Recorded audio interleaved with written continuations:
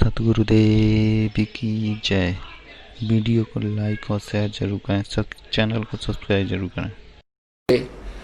कुछ बड़े थे तो तकरीबन हमने देखे वो क्या करते, हल जोत रहे हैं और रागनी गा रहे हैं उसका पीछे पीछे है। कोई फिल्मी गाना गाता गाता अपना काम करे। परमात्मा के अब हम वही परिश्रम करते करते कहता आरती कर ले, रमैणी कर ले और बातें मंत्र श्रवण करे राम नाम का, ना परमात्मा की महिमा के शब्द गान लग जा, तो वो उसके द्वारा बीजा हुआ अन्न भी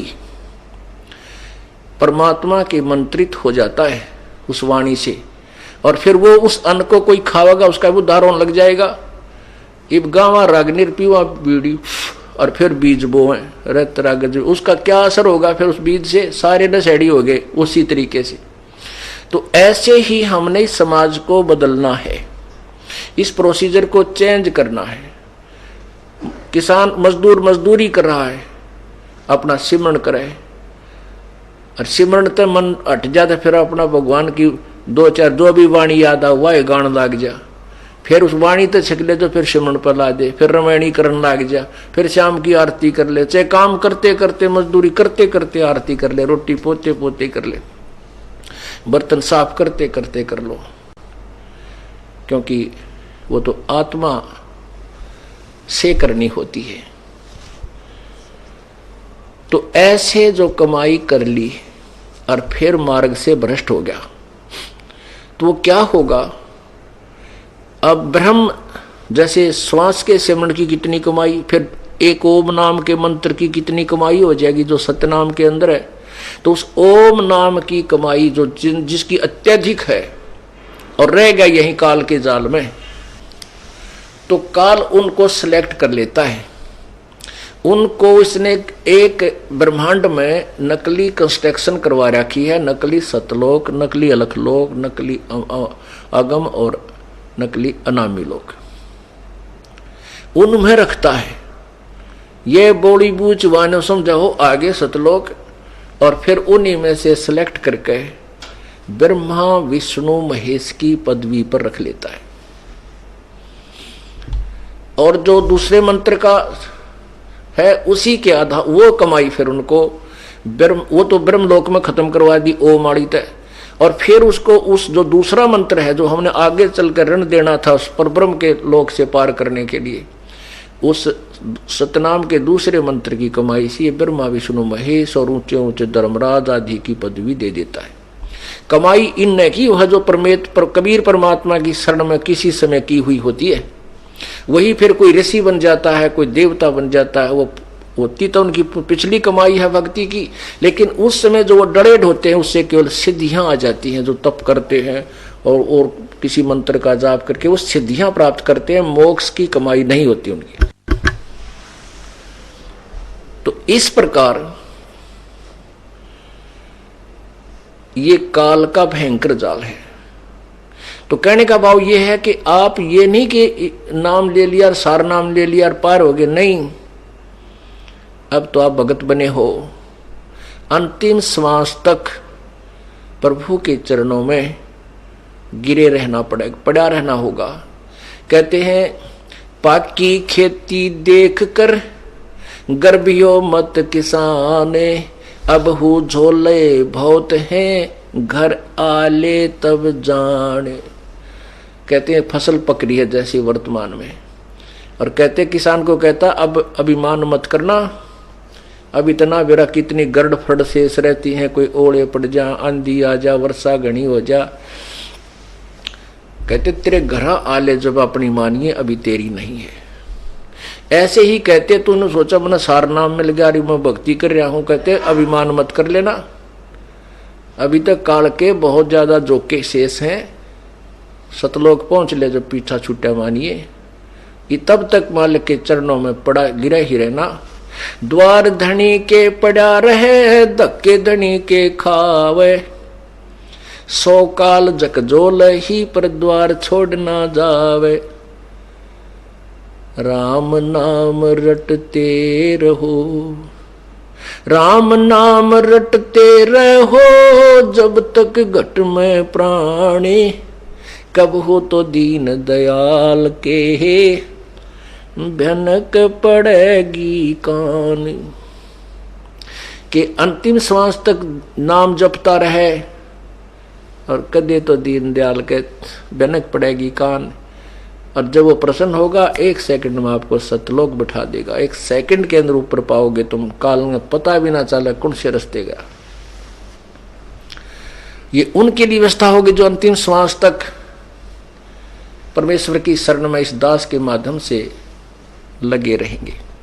गीता जी अध्याय नंबर 8 के श्लोक 13 में स्पष्ट किया है कि ओम इति एक अक्षरम, ओम इति एक अक्षरम माम व्यवहारन ब्रह्म अनुसमरण। माम ब्रह्म, मुझ ब्रह्म का तो ये एक ओम मंत्र है, केवल ये एक ओम अक्षर है। उच्चारण करके सुमरण करने का यह पर्याति तजन देहम सयाति परमाम गतिम। जो अंतिम सांस तक प्राण त्यागने तक इसका सिमरण करता है वो परम गति को प्राप्त होता है। काल कहता वो मेरे वाली परम गति को प्राप्त होता है। यही परमात्मा कहते हैं द्वार धरणी के पड़ा रहे। गीता जी अध्याय नंबर 8 के श्लोक नंबर 7 और 5 में गीता ज्ञानदाता कहता है कि मेरी भक्ति कर तो मेरी शरण में रहेगा। ये नियम है। फिर ये नियम है कि उस भगवान की भक्ति करेगा, परम जीव पुरुष परमेश्वर की, उस पूर्ण ब्रह्म की तत्वदर्शी संत से लेकर के, तो उसकी शरण में उस भक्ति के कारण ही वहां जाएगा। उस भक्ति बल से वहां जाएगा, यानी उस परमात्मा उस कमाई के कारण ही तो सतलोक उसके पास जाएगा। और वही परमात्मा इन सभी पुराणों, गीता जी, वेदों, पवित्र वेदों आदि का सारा ज्ञान बता रहे हैं अपनी सिंपल लैंग्वेज में। वो संस्कृत भाषा है, ये अपनी सिंपल साधारण संत भाषा है जो जनसाधारण समझ सकता है। तो परमात्मा ने एक और उपकार किया हमारे ऊपर, उस गूढ़ संस्कृत की बजाय वही ज्ञान सिंपल लैंग्वेज में दे दिया, जनसाधारण समझ सकता है। लेकिन हमारा ये ना जचन दी, नकली संतों ने ये विश्वास नहीं होने दिया कि कबीर जी जो कह रहे हैं ये वेदों का ही और गीता जी में ही प्रमाणित है। लेकिन अब हम शिक्षित हो गए, हम सामने देख करके तुरंत मान जाते हैं सचमुच परमात्मा ने पहले भी यही बता रखा था। वो पूर्ण ब्रह्म ही है जो वेदों को भी जानते थे, जबकि अशिक्षित लोग कहा करते उनको। अशिक्षित होते हुए वेदों का ज्ञान जानते हैं, इसका मतलब वो परम पिता परमात्मा थे, वह सर्व भाषा से परिचित थे।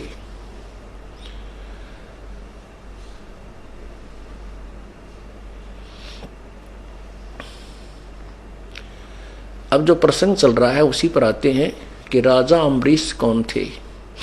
ये पहले किसी जन्म में प्रभु के चरणों में रहे कबीर जी के, और खूब भक्ति की, लेकिन फिसल गया पैर, रह गए काल के जाल में। और फिर परमात्मा का एक नियम है, जो जन मेरी शरण है ताका हूं मैं दास, गेल गेल लाग्या फिरूं जब तक धरती आकाश। परमात्मा कहते हैं जो मेरी शरण में एक बार आ गया किसी भी युग में, फिर मैं उसको छोड़ू नहीं। बाकी ये बात है कि वो अपने कर्म बिगाड़ देगा, मेरी मर्यादा का पालन ना करके अपने जन्म बढ़ा लेगा।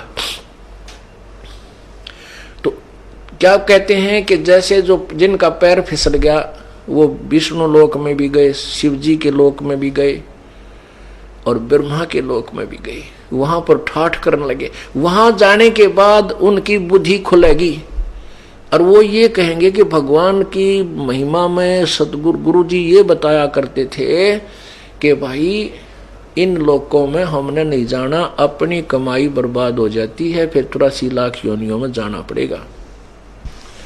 तो वहां जाकर के इसको याद आवेगी, अक्तन नाश हो गया तो बात का। परमात्मा कहा कर के वाणी बताते थे गुरु जी कि ये तो भाई बात बिगड़ेगी, अपने पुण्य यहाँ खत्म हो जाएंगे, फिर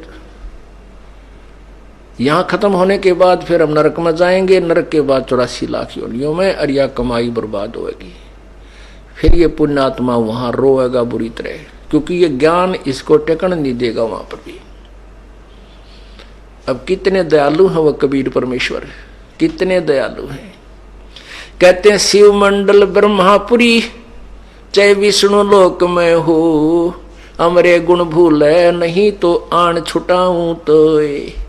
वहां जाकर भी तो रोएगा, तड़फेगा बुरी तरह, भगवान ये बंदी छोड़, मेरे पर गलती बन गई, मुझे बचा लो। कहते हैं तेन वहां से भी छुड़वा लूंगा और फिर पटक दूंगा धरती पर, फिर मनुष्य जीवन मिलेगा तुझे। मतलब वहां देवता भी तरस रहे हैं अब इस ज्ञान को सुनकर। जब वो देवता बन जाते उनको पता है कि तुम अपनी पूंजी खा करके फिर नरक में जाओगे, वहां रो रहे हैं वो ऊपर को। ठीक है, जैसे यहाँ घुटी सूटी ला के व्यवस्था एक दूसरे ने देखा हम इसी प्रोसीजर में फटोरे हैं, वो भी वहां फटोरे हैं। लेकिन जब ये ज्ञान उनके कानों तक जाएगा, उनके कलजे पाट जाएंगे उन देवताओं के और ऋषियों के। कहते तुमने तो नाश कर लिया। वो भी तरफ रहे होंगे कि हमने तो गलत ट्रेनिंग कर ली, गलत कोर्स कर लिया, हमने गलत साधना कर ली, हम तो गलत स्थान पर आ गए, उचित स्थान पर नहीं गए। वो फिर भी तरफ रहे हैं कि हमें मनुष्य जीवन मिल जाए किसी तरह।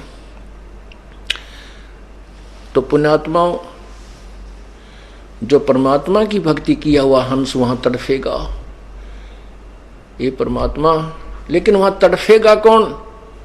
जो कति इस ज्ञान से परिपूर्ण हो चुका होगा और किसी कारण से मान लीजिए उसका पैर फिसल भी गया और वो उन लोगों में चला गया, तो फिर तड़फेगा। वैसे तो पुण्यात्मा, इस काल का इतना भयंकर जाल है, यदि परमात्मा की भक्ति और ये ज्ञान साथ ना हो तो जीव का कोई जो अस्तित्व नहीं कि वो ज्ञान के आधार पर टिक जाए। एक ऋषि था, उसको अपने भविष्य के जन्म का पता चला कि अगले जन्म में मैं उसको अपने ही देव दृष्टि खुल के कि अगले जन्म में इसी नगर में एक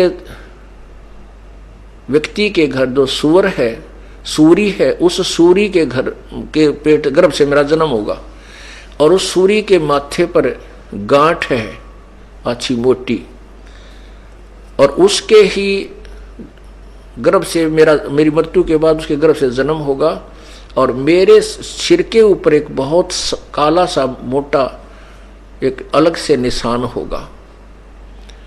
तो उसने अपने बच्चों से कहा, बेटा मेरी मृत्यु होगी, मृत्यु के बाद में उस व्यक्ति के घर जो सूरी है ऐसी उसकी गांठ है और मैं उसके घर जन्म लूंगा। एक काम करिए तुम, उसने मोल लेके उस बच्चे को मोल ले लेना और मुझे मार देना, उसको मार देना, मेरी मोक्ष हो जाएगा। वो सूअर का जो जीवन है मेरा खत्म हो जाएगा, बहुत बुरा होगा। तो वो कहने लगे, पिताजी जैसे आप कहोगे हम वैसा कर देंगे। उन्होंने बार बार कहा, बेटा देख कर तुम लालच कर जाओ, यह मेरी अंतिम प्रार्थना अवश्य करना। वो बच्चे बोले, पिताजी आप निश्चिंत रहो, क्या आप हम इतना भी नहीं कर सकेंगे आपके लिए, उसके लिए 5-4 अन्य रुपये 2 रुपये का वो सूअर का बच्चा नहीं लेंगे, आप निश्चिंत हो जाओ। वो कुछ ऐसे हफ्ते 10 दिन पाछो बूढ़ा मर गया ऋषि जी, और वो ताक में रहे उस सूरी के ब्याने की। वह महीने 2 महीने में 6 महीने वह सूरी ने बच्चे दे दिए। वह जो गांठ थी शर्मन्यारी दिखे थी, उसके वही बच्चा हुआ जिसके सिर के ऊपर एक काला सा अच्छा निशान था। तो वो सूअर का बच्चा फिर अपने उन बहन भाइयों के अंदर मस्ती, उसका ऊपर का नीचे का लोट मारा, उनसे साथ खूब प्रेम से रह रहा है। अब वो बच्चे गए उस व्यक्ति से कहा, भाई ये बच्चा हमने मोल दे दे तू। उसने कर दिया, सौदा ले लिया। जब उन्होंने मोल ले लिया और उनने वो बच्चा उठान लग गए, वो भाग लिया, फिर पकड़ा भाग भूख है। और वह कहे, पिताजी हम आपके अपने वचन को पूरा करने आए हैं। जब वो सूअर का बच्चे में चेतना दे दी काल ने, वो सूअर का बच्चा कहता है, भाई बेटो मुझे मत मारो, मेरे मारने से तुमने क्या मिलेगा, क्यों पाप के भागी होते हो। तो कहने लगे, पिताजी आपने तो कहा था भाई इसको मोल लेकर के मुझे मार देना। ने बोला, भाई मुझे मत मारो, मेरा दिल लग रहा है, मेरे भाई बहनों में यहाँ पर मैं ठाठ से रह रहा हूँ, मुझे कोई तकलीफ नहीं, मत मारो मत। उन्होंने छोड़ दिया, भाई मत मारो, क्यों मारा, जो पाप तो वैसे पाप ही है। तो ये समस्या है इस काल की। जब एक सुअरी के बच्चे के जन्म में वहां उस अपने परिवार में इतना व्यस्त हो गया, इतना खुशी मना रहा है, और स्वर्ग में जाए पास देवता कदे भी इस बात को हृदय से नहीं कहेंगे, ऊपर से कह भी दें भाई मानुष जन्म इबका हो गया, तो हम जो है ना वो भक्ति या नहीं करें, मोक्षशाली करेंगे, तत्वदर्शी संत ढूंढेंगे, यान दे फिर अंडी पाक जाए, अपनी अपनी डफली अपने अपने राह। क्यों काल की बहुत भयंकर मार है। तो ये वहां पर हृदय में कसक कि भगवान ये तो गलत स्थान पर आगे तड़फेगा, वो एक आध ही होता है। कहते हैं उसकी वो जो मेरी प्यारी आत्मा ऐसे वहां तड़फ करेगा, उसके पास पहुंच जाऊंगा, उसको शरीर को ऑफ कर दूंगा वहीं से, देव वाले शरीर को, और उसको ले आऊंगा वहां से, फिर मनुष्य शरीर दे दूंगा। अब देखो वो परमात्मा तो हमारे लिए इतने खाड़े बरन लाग रहा, और हम कति बालक की तरह उसकी तरफ परवाह नहीं कर रहे। तो पुण्यात्माओं, ये बातें कहन सुन की नहीं, ये कर पाड़न की है। ये सुनकर आनंदित होने तक सीमित नहीं रखना, इनके ऊपर स्टेप बाय स्टेप आपने कदम रखने हैं। शिव मंडल ब्रह्मापुरी चाहे विष्णु लोक में हो, अमरे गुण भूले नहीं तो आन छुटाऊं तो कहते मैं तेरी वहां से भी पीछा छुटवा दूंगा और फिर तुझे मानुष शरीर दे दूंगा। लेकिन मानुष शरीर पाके फिर वही बकवादा बढ़ जावा हम। तो इससे क्या है, जैसे आपने संत परमात्मा की वाणी सुनी कि चलते मार्ग जोगिरे तासर नाही दोष, कहे कबीर बैठा रहे उसको करने को। अब जैसे परमात्मा ऑप्शन दे रहे हैं कि जो कतिये नहीं लगा इस मार्ग पर अभी तक, बिल्कुल स्टार्ट नहीं करी जिसने भक्ति या सत्य भक्ति, वो तो बिल्कुल अभी तक सारा काम उसका शेष है, सारा सफर शेष है। और जो चलते मार्ग गिर गया वो कुछ तो सफर तय कर चुका है, यदि आगे बर्बाद ना करेगा तो। अब पुण्यात्माओं मान लीजिए, अब देखो जो आपको कहानी दास सुना रहा है इस तत्व ज्ञान को निखार रहा है कि जैसे राजा अम्बरीश जी कितनी पुण्यात्मा होंगी जो सतयुग में राजा बने। सतयुग में तो सिंपल मैन भी बहुत सुखी होता है, राजा को तो बहुत ज्यादा सुख होता है, क्योंकि उसमें उस समय कर्तगनी लोग नहीं होते, जनसाधारण भी बहुत सुख से रहता है, और राजा तो बहुत सुखी होता है हर, क्योंकि उसकी तो संकेत में राजा नौकर सब व्यवस्थाएं खाने की पीने की रहने की सब होती है, और फिर भी भक्ति कर रहा है। यानी कितनी पुण्यात्मा होगा, इतने सुख में भी भक्ति इतनी दृढ़ता से कि दुर्वासा जैसे उस कर्म सन्यासी जो सिद्धि में फूला फिरा था उसके छक्के छुड़ा दिए। यानी अपने सतर के पहलवाना न घेर देगा, लेकिन जो हिंद केसरी होगा वो तो सब न ठोकर ठाठा गए। तो परमात्मा तो कबीर जी जो है वो पूर्ण परमात्मा है, वो वास्तविक, उसके सामने तो अलग बात है, लेकिन फिर भी अपनी सतर की भक्ति में वो उनसे श्रेष्ठ थे। उसके बाद वही पुण्यात्मा राजा जनक बनी। ओए होए, अब आपने राजा जनक के बारे में सुना कि उसके 10,000 रानियां थी और फिर भी वो भक्ति कर गया। इसका अर्थ ये नहीं है कि दुराचारी व्यक्ति भी पार हो जाएगा, वो जनक जी पार की तो या। उसी के बाद ये बताना चाहता हूं मैं दास के आगे वही आत्मा स्वर्ग में अपने पुण्य भोग गए और नरक में भी जाना होता है, जितने भी जो अन्य गलतियां की हैं। जब तक परमात्मा की शरण में नहीं आते पूर्ण ब्रह्म की में, तब तक दोनों अकाउंट बराबर रहते हैं, साथ साथ चलते हैं। पुण्य अलग से लिखे जाते हैं, पाप अलग से। पुण्य के लिए स्वर्ग और पाप के लिए नरक, ये अवश्य भोगने होते हैं। कबीर परमेश्वर जी की शरण में आने के बाद पाप कर्मों में आग लगा दी जाती है। जब ही सतनाम हृदय धरो भयो पाप को नासे, मानो चिनगारी अग्नि की भाई पड़े पुराने घासे। जैसे 1000 टन और सूखा घास फूस ईख की पत्ती पड़ी हो और उसमें एक माचिस की सीख लगा दे, सबको जला के राख कर देगी, और तेज हवा आएगी उस राख को भी इधर उधर फेंक के वहां कति क्लियर कर देगी। तो ऐसे ही कबीर परमेश्वर की साधना से ही घोर से घोर पाप भी नष्ट हो जाते हैं। अन्य किसी भी परमात्मा देव की साधना से जीव के पाप अक्षमा नहीं हो सकते। जैसे कर्म वो करता है वही भोगने, दोनों ही भोगने पड़ते हैं। आप उसके लिए, आपको समझदार के लिए तो एक संकेत ही काफी होता है, पर्याप्त होता है। जैसे महावीर जैन जी के आपको जीवन बहुत बार दिखाया दास ने कि वो पुण्यों के कारण तो 80 लाख बार देवता बना, और पाप कर्मों के बार क्या बना, 60 करोड़ बार हाथी, 30 करोड़ बार कुत्ता, 20 करोड़ बार बिल्ली हो, तेरा गजब हो। ये जुल्म दोनों भोगने पड़े। ऐसे ही ये प्यारी आत्मा जो अम्बरीश राजा था, फिर राजा जनक हुआ, यानी एक युग में कई लाखों वर्षों का अंतर हो जाता है। तो उस दौरान स्वर्ग के पीरियड को भी भोग लिया और नरक के भी भोग लिया, और फिर कुछ शेष पुण्य और रह जाते अधिक, तो वो राजा फिर बन गया जनक। उसके बाद फिर क्या हुआ, राजा जनक जिसने सुखदेव जैसे कर्म सन्यासी को भी फेल कर दिया, एक गृहस्थी व्यक्ति ने अपनी साधना के अनुसार, यानी वो उसी सत्र के पहलवान थे। अब कबीर परमात्मा तो समझ लो इंटरनेशनल लेवल का पहलवान है, इसके सामने तो सारे ही फेल हो जाएंगे, परंतु अपने सत्र में जो अपने लेवल के जो ये साधक थे उनमें वो श्रेष्ठ थे।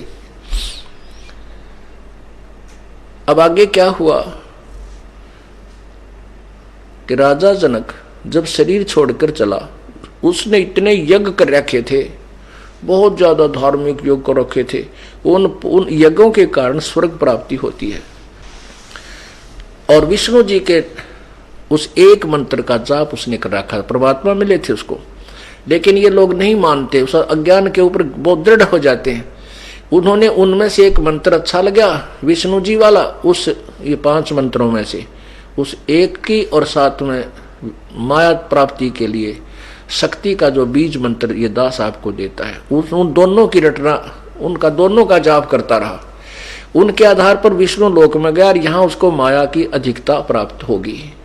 जाते समय और बहुत ज्यादा उसने यज्ञ कर रखे थे, पुण्य यानी धार्मिक यज्ञ कर रखे थे, भंडारे आदि करते थे ये राजा लोग, वो भी किए हुए थे। तो वो विमान में बैठकर गया, विष्णु जी के मतलब लोक को चला। तो रास्ते में काल का जाल देखो पुण्यात्माओं कैसा भयंकर है, ये प्राणी अनाथ जीव कैसे निकल सकता काल के जाल से, जब तक कबीर परमात्मा की शरण हमें नहीं रहेगी। अब वहां एक नरक के साथ से, एक नरक के अंदर 12 करोड़ आत्माएं अपने पाप कर्मों को भोग रही थी, बुरी तरह चिल्ला रही थी, हाहाकार मचा हुआ था।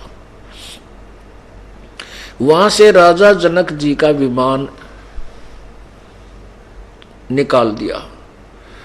राजा जनक ने, क्योंकि संत में दया होती है, उसने उन अपने साथ जा रहे जो भगवान के जो पार्षद थे, अर्थात वो सैन्य भगवान के दूत थे, उनसे कहा देवदूतों ये चिल्लाहट की आवाज किसकी है। उन्होंने बताया कि राजन यहाँ पर एक नरक है, उसमें अपने किए हुए पाप कर्मों का भोग ये आत्माएं भोग रही है, इसलिए इनकी हाहाकार मची हुई है। उसने कहा कि मेरा विमान रोको। किसने? जनक जी ने, मेरा विमान रोको। विमान रोक दिया कि इनको कहो कि इनको तंग ना करें, इनको छोड़ दो, जितनी भी इसमें आत्माएं नरक में है। देवदूतों ने कहा कि राजन यहाँ आपका आदेश नहीं चलता, आप यहाँ राजा नहीं हो, यहाँ तो धर्मराज का आदेश चलता है। वो यहाँ का यानी धर्मराज का के आदेश से ये इस नरक रूपी जेल में डाल दिए गए हैं, और यहाँ का यमराज राजा है ये जेलर। और जब तक धर्मराज इसको आदेश नहीं देगा यमराज को, तब तक ये नहीं छोड़ सकता, ये जेलर इनको बरी नहीं यहाँ से निकलने देगा। तो उन्होंने धर्मराज को बुलाया कि धर्मराज को बुलाओ। आ गया धर्मराज। राजा जनक ने कहा, हाँ, उसने कहा कि या तो मैं भी आगे नहीं जाऊंगा, यही रहूंगा।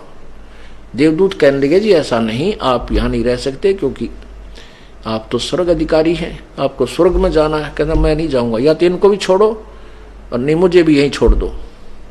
तब उन देवदूतों ने धर्मराज से टेलीफोन मिलाया, कांटेक्ट किया कि ऐसे ऐसे ये राजा ऐसे ऐसे एक जिद कर रहा है।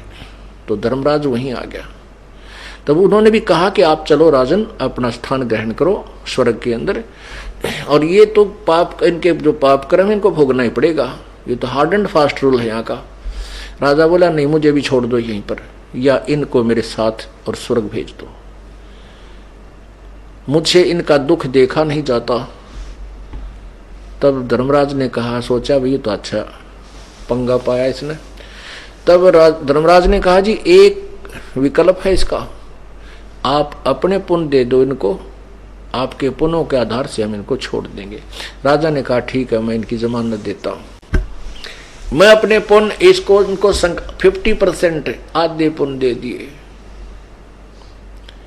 अब झाड़ दिया पल्ला सा, और सारी उम्र की कमाई व जीवन की आधी दे दी वहां पर। अब उनके कारण वो 12 करोड़ आत्माएं विमान में बैठा के उसके साथ पैरेलल दूसरे विमान में उसके साथ साथ भेज दिया, स्वर्ग में चली गई। अब राजा जनक की तक कमाई का नाश करवा दिया। दया भाव, दया भी हिसाब की हो, इसी दया के होगा अपने पैर में कुहाड़ा मार ले? नहीं।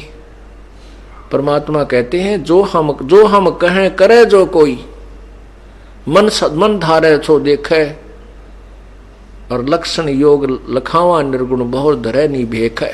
यानी फिर जन्म नहीं होगा। जो हम कहें ऐसे करते रहना, आपका मन 1 मिनट में दयालु हो जाएगा, और 1 मिनट में उससे के प्रति दे इतना क्रोधी हो जाए, मन दे जूता दे उसने। तो ये के दया हुई। एक भगत था, एक ऐसे ही मनमुखी व्यक्ति, क्योंकि दया तो होती ही है पुण्यात्माओं में, लेकिन जब तक सतगुरु शरण में होते हुआ दया भी पूर्ण नहीं हो सकती उसकी। उसने एक बुढ़ा आदमी देखा और बाहर बैठा हो, घरवाला ने बाहर काट रखा और उसका बड़ा दुखी हो रहा, रो है। उसने दया आई, कहने लगे बाबा क्यों रो रहा है? वो बोला मेरे बच्चे सेवा ना करते, मन तंग कर रहे हैं, नो कहे कितना छूक दे है, फलान कर दे है, मेरी कोई सेवा नहीं करते, बाहर बैठा दिया मैं। वो बोला चलो मेरे साथ, वो दयालु, मैं आपकी सेवा करूंगा। वो बूढ़ा उसके साथ आ गया। अब 2-3 दिन तक, 1 हफ्ता तक करी सेवा। फिर बूढ़ा जुकाम खांसी हो जा, उड़े थूक दे। अब वो एक दिन उसके साथ छो उठा, बूढ़ा ठा के बाहर पटक दिया, अमर भाग तंदाला सारा नाश कर दिया। वो दया खत्म होगी। पहले दयालु बना घर लाया, फिर ऐसा छो उठा, बाहर पटक दिया, ठा के चल अपने घर ने, रोज का पंगा तेरा से। तो कहने का भाव ये है कि यह दया भी सिद्ध देगी फिर तुमने।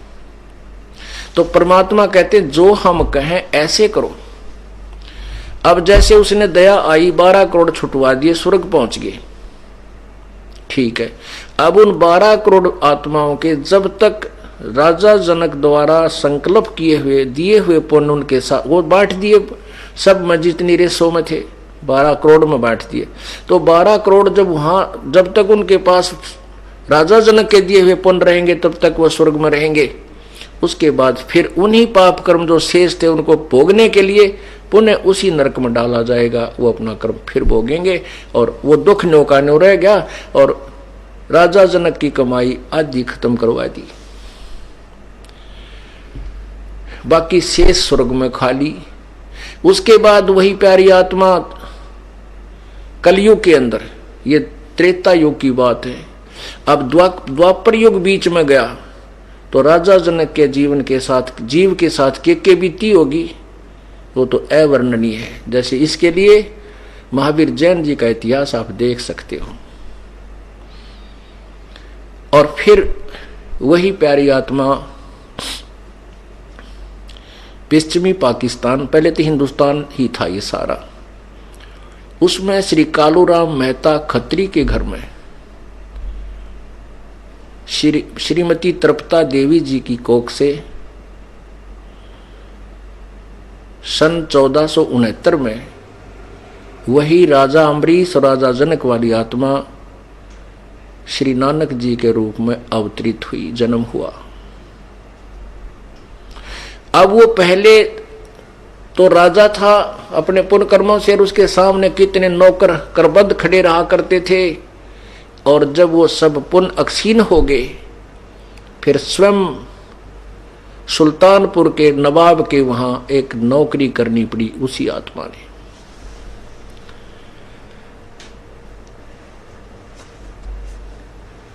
पुण्यात्माओं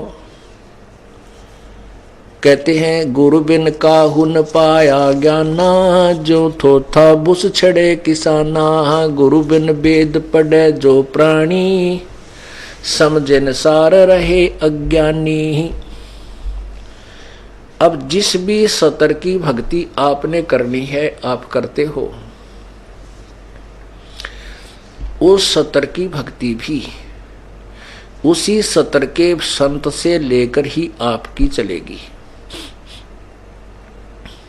जैसे राजा जनक विष्णु जी का उपासक था, विष्णु जी की तरफ से उसको एक नॉमिनेटेड था अपना यानी संत उपदेश अधिकारी बना रखा था।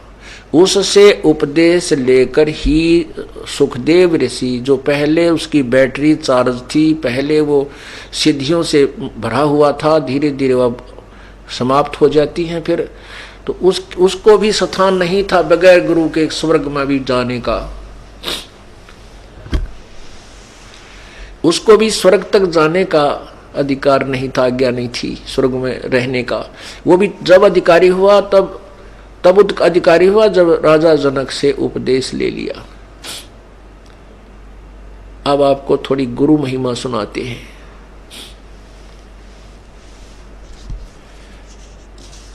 पुण्यात्माओं, आप प्रतिदिन पढ़ते हो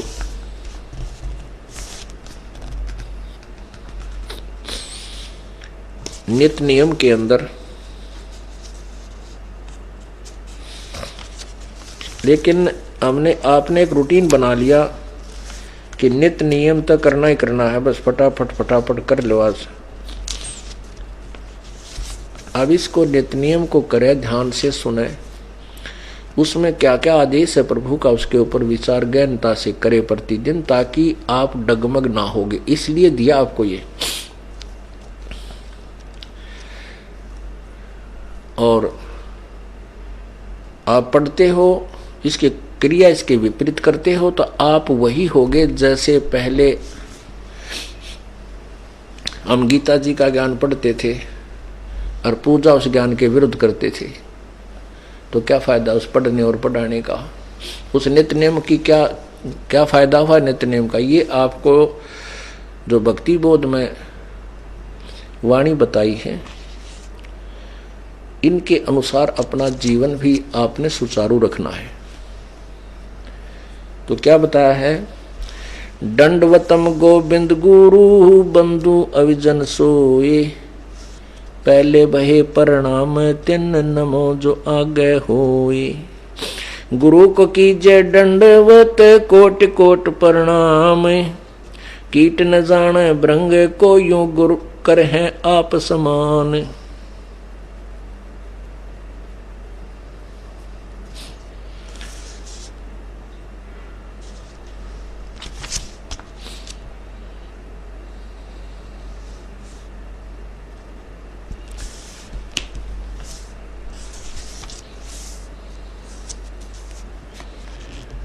अब देखो गुरु कौन होते हैं। अब जैसे ये 3 लोक के गुरु हैं और ये जैसा भी इनको ज्ञान है ये साधना बताते हैं और कहाँ तक स्वर्ग तक पहुँच जाते हैं। फिर स्वर्ग में अपने पुण्यों को अक्षीण करके ये फिर 84 लाख योनियों में पुण्य लौट आते हैं। तो ऐसे गुरुओं से हमें लाभ कुछ नहीं। इसलिए अब सतगुरु शब्द प्रयोग करना पड़ा, अन्यथा गुरु शब्द बहुत होता है। सतगुरु इसलिए कहा जाता है जो सच्चा ज्ञान प्रचार करे, जो तत्वदर्शी संत है वही सतगुरु कहलाने का अधिकारी है। तो परमात्मा कबीर जी स्वयं ही सतगुरु बनकर आए थे, तत्वदर्शी संत बनकर आए थे, लीला की थी उन्होंने। इसलिए हम सतगुरु कबीर परमेश्वर भी कहते हैं। तत्वदर्शी संत कबीर साहिब यानी कबीर प्रभु। तो यहाँ क्या बताया है कि और सतगुरु के स्थान पर फिर गुरु शब्द इसलिए प्रयोग करते हैं कि ये गुरु ही नहीं है जो इनकम्प्लीट नॉलेज रखते हैं। मास्टर वही होता है, गुरु वही होता है जो कंप्लीट नॉलेज रखता है। इसलिए गुरु शब्द ही बहुत है, लेकिन ये गुरु नकली अपने फीत लगा ली, इसलिए सतगुरु कहना पड़ा जो सच्चा ज्ञान बतावे।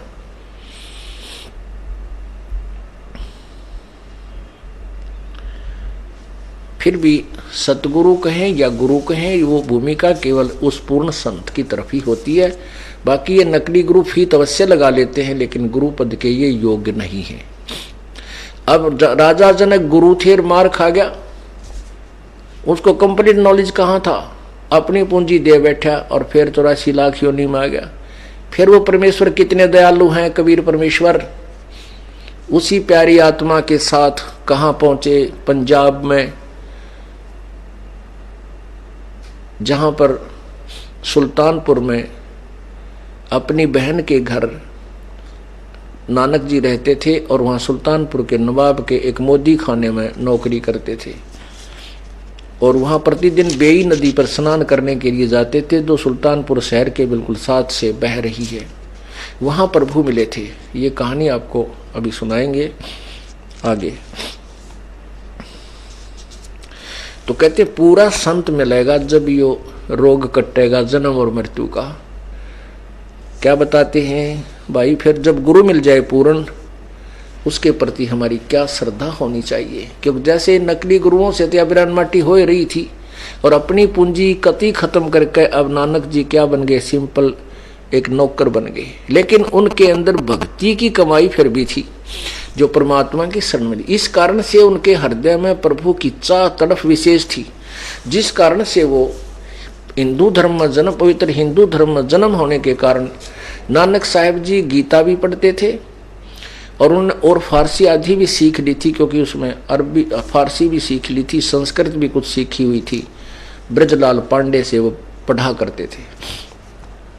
लेकिन फिर भी प्रभु की चाह न्यारी थी। जैसे उनके पिताजी ने जब वो सौदा करने के लिए भेजे तो उन्होंने सारा सामान जो लेकर गए थे, पैसे सभी का सामान खरीद के और साधु संतों को भंडारा करके खाली हाथ आ गए।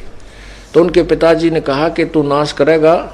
नानक जी के पिताजी ने कहा तू ऐसा लड़का पैदा हुआ, क्या सौदा करके आया तू उस पैसे का।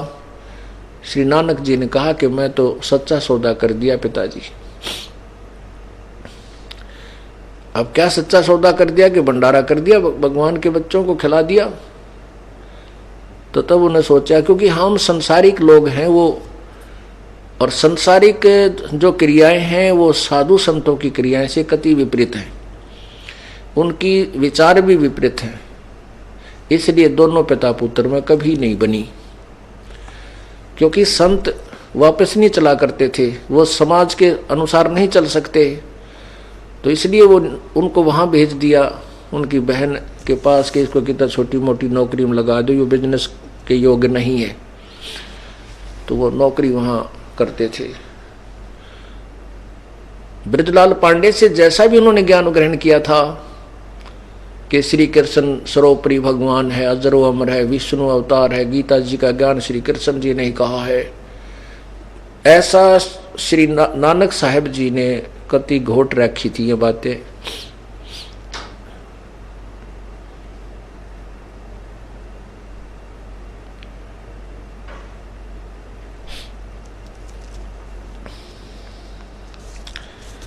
अब आपको ये कथा पहले सुनाता हूँ, उसके बाद ये गुरु महिमा कुछ अंश सुना देंगे। पुण्यात्माओं, नानक साहब जी का जन्म सन 1469 और परमेश्वर कबीर जी का प्रगट होना, प्रगट दिवस यानी प्राकट्य सन 1398 से सन 1518 तक, और नानक जी सन 1469 में उनका जन्म हुआ। तो इससे सिद्ध है कि नानक साहब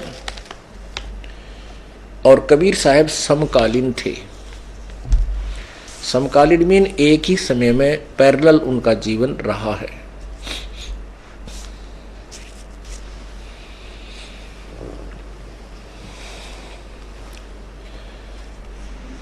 परमात्मा काशी बनारस में धानक की जुलाहे की भूमिका कर रहे थे और कहते हैं गोता मारूं स्वर्ग में जा बैठूं पाताले, गरीबदास ढूंढता फिरूं अपने हीरे मोती लाले। कबीर परमात्मा गरीबदास जी को बता रहे थे कि बेटा मैं अपने हीरे मोती माणिक इनको ढूंढता फिरता हूँ, गोता मारूं स्वर्ग में और फिर जा बैठूं पाताल, सब लोगों में एक सेकंड में पहुंच जाता हूँ और अपनी प्यारी आत्माओं को ढूंढ ढूंढ कर उनको अपने बारे में ज्ञान समझाता हूँ।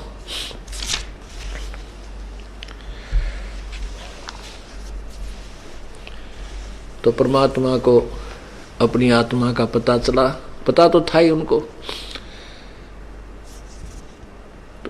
नानक साहब जी सुल्तानपुर के नवाब के यहाँ नौकरी करते थे मोदी खाने में, और प्रतिदिन बेई नदी के ऊपर स्नान करने जाया करते थे, और वहीं बैठकर कुछ देर अपनी साधना भी करते थे, जैसा भी उसने गीता का ज्ञान ब्रजलाल पांडे से जो उन्होंने पढ़ा सुना था। एक दिन परमात्मा कबीर परमेश्वर वहां प्रकट हुए थोड़ी सी दूरी पर, और एक जिंदा महात्मा के रूप में, जिंदा महात्मा एक साधु के रूप में, जो एक काला और कोट पहनते हैं, घुटनों के से नीचे का, टखनों से थोड़ा ऊंचा, पिंडलियां तई का, और केवल एक कच्छा पहनते हैं और एक टोप ऊपर पहनते हैं, काला सा टोप, ऊंचे टोप पे ऐसे चोटे से गानू ऐसे न ऊंचा है। तो उस वेशभूषा में, जैसे आपने सुना है कि धर्मदास साहिब, धर्मदास जी, सेठ धर्मदास जी जो बांधवगढ़ के रहने वाले थे, और वो वृंदावन मथुरा में ऐसे ही अपने हिंदू साधना करता हुआ, हिंदू पवित्र हिंदू धर्म के अनुसार साधना करता हुआ तीर्थों पर भ्रम रहा था, भटक रहा था, भ्रमण कर रहा था। तो वहां परमात्मा यही जिंदा रूप धारण करके गए थे, और उसको कहा था, अपने आप को दास कहा था, और उसको महात्मा जी कहा था, सुन वैष्णो बैरागी।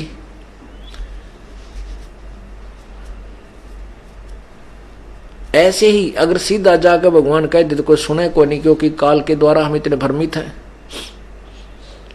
तो वहां जाकर के परमात्मा ने एक दास की भूमिका की नानक साहब के सामने। नानक जी वहां बैठे थे, स्नान करके, पहली बार जब परमेश्वर गए तो स्नान करके वो अन्य भक्तों के पास बैठे, यानी वहां बैठे कुछ अपना साधनासी कर रहे थे, जो भी उसको क्रिया बता रखी थी।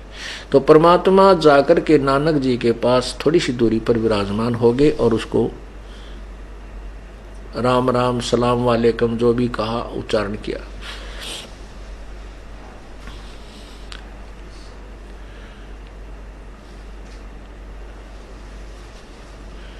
नानक जी क्योंकि साधु भाव के व्यक्ति थे, आओ जिंदा महात्मा, आओ जिंदा जी, कैसे आना हुआ, कहां से आए हो, कौन हो तुम? परमात्मा ने परिचय दिया कि मैं एक धानक जाति से बिलोंग करता हूं, बनारस में रहता हूं, और मैंने रामानंद जी महाराज, स्वामी रामानंद जी, पंडित स्वामी रामानंद जी से दीक्षा भी ले रखी है, लेकिन मेरी संतुष्टि नहीं है, मुझे ज्ञान प्राप्त पूरा नहीं हुआ, पूर्ण मोक्ष मार्ग मुझे चाहिए। उसके लिए मैं जगह जगह साधु संतों के बारे में घूम भटक रहा हूँ। इस क्षेत्र में आया तो आपके बारे में मुझे सुना कि आप बड़े त्यागी वैरागी हैं, आपने ऐसे ऐसे, आपके पिताजी ने आपको सौदा करने के लिए भेजा था, आपने उस पैसे का ही भंडारा कर दिया, आप तो बड़े महान आत्मा हो, आप महापुरुष हो। आपकी महिमा सुनकर वहां जनसाधारण से मैं आपके पास अपने कल्याणार्थ आया हूं। अब नानक जी कहने लगे कि जिससे कोई ज्ञान लेता है उसको गुरु बनाया जाता है। परमात्मा बोले कि मुझे तो ज्ञान की आवश्यकता है, कल्याण चाहिए, मैं आपको अपना गुरु धारण कर लूंगा। अब नानक जी कहने लगे कि सुन जिंदा, जो साधना तो मुसलमान धर्म में करते हो ये ठीक नहीं है। श्री कृष्ण जी सुप्रीम पावर हैं, श्री कृष्ण जी के बराबर इस पृथ्वी पर कोई नहीं है। ब्रह्मा विष्णु महेश ये एक ही शक्ति है, विष्णु अवतार ही श्री कृष्ण रूप में आए थे, और इन्होंने ये अजरो अमर है, इनके कोई माता पिता नहीं है, सर्वश्रेष्ठी रचनार है सारे। ऐसे ऐसे पूरी जो भी हो गया सापेटा ज्ञान उन्हें सुन रखा था, हम जैसा हम हिंदुओं ने सुन रखा था वही उन्हें पांड्या ने उस प्यारी आत्मा को सुना रखा था, वही उन्होंने ग्रहण किया हुआ था। क्योंकि नानक जी का पवित्र हिंदू धर्म जन्म होने के कारण और परमात्मा में आस्था होने के कारण अधिक रुचि थी श्री गीता जी के अंदर। तो फिर जैसा भी उसने ज्ञान प्राप्त था नानक जी को, वो परमात्मा को सुनाने लगे, जिंदा महात्मा को, कि प्रतिदिन गीता जी का पाठ करना चाहिए। इसके अंदर वो रहस्य, गूढ़ रहस्य है। इसके अनुसार ये जाप पाठ करने से मोक्ष हो जाता है। अब परमात्मा ने कहा कि नानक जी, मैं आपसे कुछ प्रश्न कर सकता हूं? नानक जी बोले, खूब करो प्रश्न। जब उनकी ये वार्ता होने लगी तो 20-30 जो वहां के भगत स्नान करने जाते थे, सैर सपट्टा करने जाते थे, वह भी बैठ गए। अब भाई कुछ ज्ञान चर्चा शुरू होगी इनकी। अब नानक जी को परमात्मा ने कहा कि आप बताइए, गीता जी का ज्ञान किसने कहा? नानक जी ने तपाक से उत्तर दिया कि ये तो श्री कृष्ण जी ने कहा। महाभारत का युद्ध होने जा रहा था, अर्जुन को युद्ध करने से मना करा था। तो परमात्मा ने कहा, ठीक है, श्री कृष्ण जी ने गीता का ज्ञान कहा और आप कहते हो श्री कृष्ण जी अजरो अमर है, इनका जन्म मृत्यु होता ही नहीं, ये तो सारी सृष्टि के रचनहार हैं। परमात्मा नानक जी ने कहा कि इसमें कोई शंका है आपको? परमात्मा बोले जिंदा रूप में कि नहीं, शंका नहीं, मैं प्रार्थना कर रहा हूं कि जैसे गीता जी अध्याय नंबर 2 के श्लोक नंबर 12 में कहा है कि अर्जुन तेरे और मेरे बहुत जन्म हो चुके हैं, ये मत समझे कि अब तू और मैं और ये राजा लोग वर्तमान में ही हैं। तू और मैं और ये सब पहले भी जन्मे थे, आगे भी जन्मते रहेंगे। गीता जी के अध्याय नंबर 2 के श्लोक नंबर 17 में कहा है कि अविनाशी तो उसको जान जिसके मारने में कोई भी सक्षम नहीं है और जिससे पूरे संसार की सृष्टि की उत्पत्ति हुई है। गीता जी अध्याय नंबर 4 के श्लोक नंबर 5 में गीता ज्ञान दाता यानी आप जिसको श्री कृष्ण कह रहे हो, श्री कृष्ण मान लेते हैं थोड़ी देर के लिए। वैसे तो गीता जी का ज्ञान किसने कहा वो तो बाद में बताऊंगा। तो चौथे अध्याय के 5वें श्लोक में कहा है कि अर्जुन तेरे और मेरे बहुत जन्म हो चुके हैं, तू नहीं जानता मैं जानता। तो क्या ये अविनाशी हैं? अब नानक जी समझ गए भाइयों, तो बात बिगाड़ेगा कुछ। फिर परमात्मा ने आगे बताया कि सुनो, गीता जी के अध्याय नंबर 18 के श्लोक नंबर 62 में कहा कि अर्जुन तू सर्वभाव से उस परमेश्वर की शरण में जा जिसकी कृपा से तू परम शांति और शाश्वत स्थान यानी सदा रहने वाले सचखंड को प्राप्त होगा, सत्यलोक को प्राप्त होगा। गीता जी अध्याय नंबर 15 के श्लोक नंबर 4 में स्पष्ट किया है कि जब तत्वदर्शी, जैसे गीता जी अध्याय नंबर 4 के श्लोक 34 में कहा है कि उस परमात्मा के पाने के लिए किसी तत्वदर्शी संत की खोज कर उन संतों को दंडवत प्रणाम कर भली भांति उनको निष्कपट भाव से उनसे प्रसन्न कर, फिर वो तत्वदर्शी संत तुझे परमात्म तत्व का ज्ञान कराएंगे, वैसे भक्ति कर। और उसके आप परमात्मा के पाने का क्या मंत्र जाप करते हो? परमात्मा ने प्रसन्न किया। नानक जी ने कहा कि मैं ओम भगवते वासुदेव नमः, ओम वासुदेव भगवते नमः।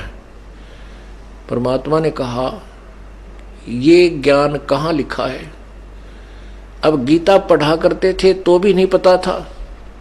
तो कहते हैं परमात्मा ने कहा कि गीता जी के अध्याय नंबर 8 के मंत्र 13 में गीता ज्ञानदाता कहता मेरा तो केवल एक ओ मंत्र, इसका ना भागवते नमः ना कोई वासुदेव नमः, ओनली ओम।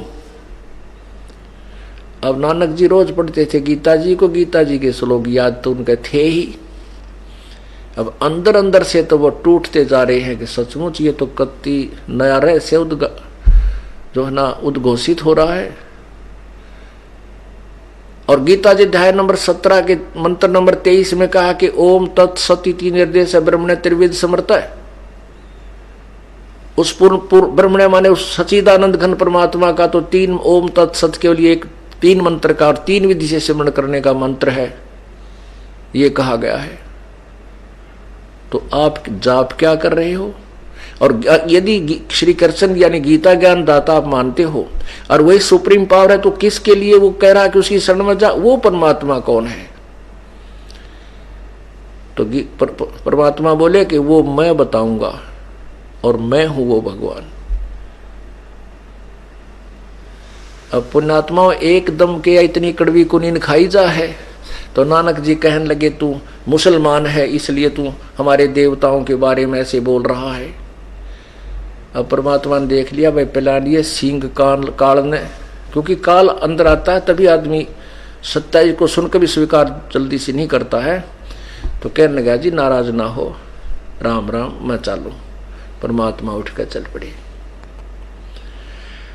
अब जब वो जालिए नानक जी सुन्न हो गए और ऐसे बैठे हैं कि भाई बात तक काटे की कह गया, कति सौ की सौ सत्य है। और वो दूसरे जो बैठे थे वो कहने लगे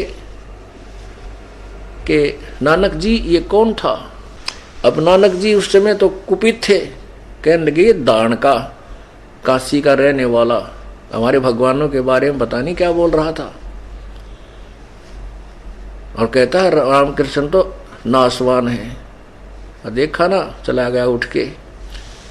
जब मैंने इसको ताड़ा, अब ये मन है ना जब तक है भी तब तक ये बकवाद ही करता है। जब आत्मा उभर जाएगी यो कति नरम हो जाएगा। या आत्मा नम्र है और यू काल सुख की जो है ना इसको अक्कड़ पैदा करता है इसका नाश कराने के लिए। और अहंकार जीव का सबसे बड़ा शत्रु है। तो नानक जी अंदर से टूट चुका था, नौकरी पर भी गया, सारी रात चिंतन करता रहा भाई ये बात तो काटे की है। गीता जी को खोलकर पढ़ रहा है, देख रहा है, जो की तो बातें सारी स्पष्ट है कि वो भगवान है कौन। फिर अंदर से प्रार्थना करता है, हे रब्बा एक बार उस संत को फिर भेज दे मेरे पास। परमात्मा चरण छू लूं, पकड़ लूंगा उसके, उससे पूरी डिस्कस करूंगा, मैं उसके साथ कोई विरोध नहीं करूंगा।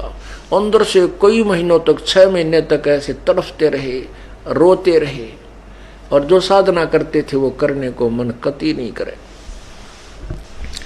परमात्मा अंतर्यामी है, परमेश्वर फिर प्रकट हो गए कि अब यो लोहा गर्म हो लिया। 6 महीने के बाद परमात्मा फिर गए उसी स्थान पर। वो स्नान करने के लिए तैयारी कर रहे थे नानक जी, और 2 नौकर थे वो उनके कपड़े लिए खड़े थे। और नानक जी स्नान करने के सतिथि में और दरिया में प्रवेश करने ही वाले थे।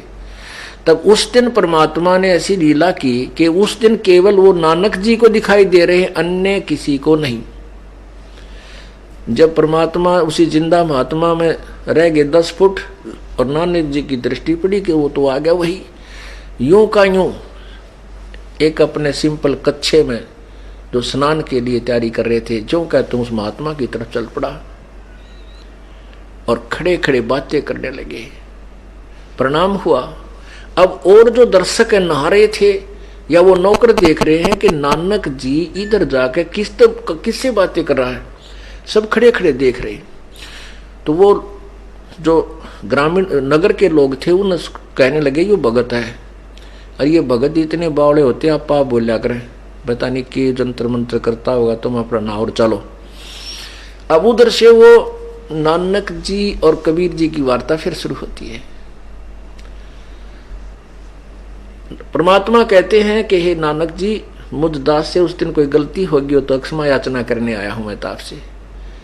अब नानक जी तो अंदर से टूट चुके थे, आंखों में पानी भर कर कहने लगे महात्मा बात तेरी सारी सच्ची, लेकिन मैं आंखें देखूं जो विश्वास हो भी सचखंड भी कोई है, इससे ऊपर भगवान है, ये तो सत्य है कि गीता में लिखा है, लेकिन आज तक कोई भी हिंदू धर्म में इस बात को बताने वाला मुझे नहीं मिला। और आपकी बात अविश्वसनीय नहीं है, लेकिन मैं विश्वास कैसे करूं, कोई किसी ने आज तक मुझे बताया नहीं। मैं आपके उस सचखंड को देखूं और उस रब ने देखूं, जब मेरा विश्वास दृढ़ हो तब मानूं तेरी बात है। अब ये मन के जलती सी पीछा छोड़ रहे हैं। कहने लगे नानक जी कि मैं इस दरिया में छलांग लगाऊंगा और तू मुझे ढूंढ दे तो मैं तेरे को शक्तिशाली मानूंगा। परमात्मा बोले परमात्मा ने वैसे ये कहा कि ये कोई परीक्षण नहीं होता प्रभु का, शक्तिशाली का या विद्वान का, फिर भी ले आपकी मौज है, लगाओ छलांग। अब जो ही उन्होंने छलांग लगाई, परमात्मा ने नानक जी का मछली रूप धारण कर दिया और अपस्ट्रीम में ले गए उसको। अपस्ट्रीम में वो चल दिए नानक जी, यानी मछली अपने दरिया की विपरीत दिशा में भी जा सकती है, मछली में एक ऐसी गुण है। अब नानक जी ने तो सोचा था, नानक जी मत गोता लगा के मछली रूप धारण कर लिया स्वयं ही। उन्होंने सोचा मैं इधर जाता हूं, ये ढूंढेगा मुझे इधर को। जब वो जा लिया 1-2 किलोमीटर ऊपर ने, वहां से पकड़ कर उस मछली को बाहर नानक जी बना के बैठा दिए।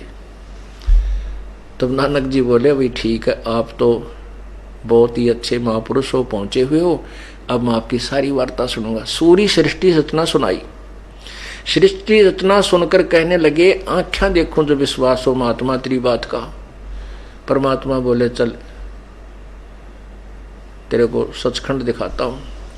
उनके शरीर को ऐसे स्थान पर सुरक्षित रख दिया कि कोई पक्षी वक्षी या कुछ जंगली जानवर ना खराब करे, और आत्मा को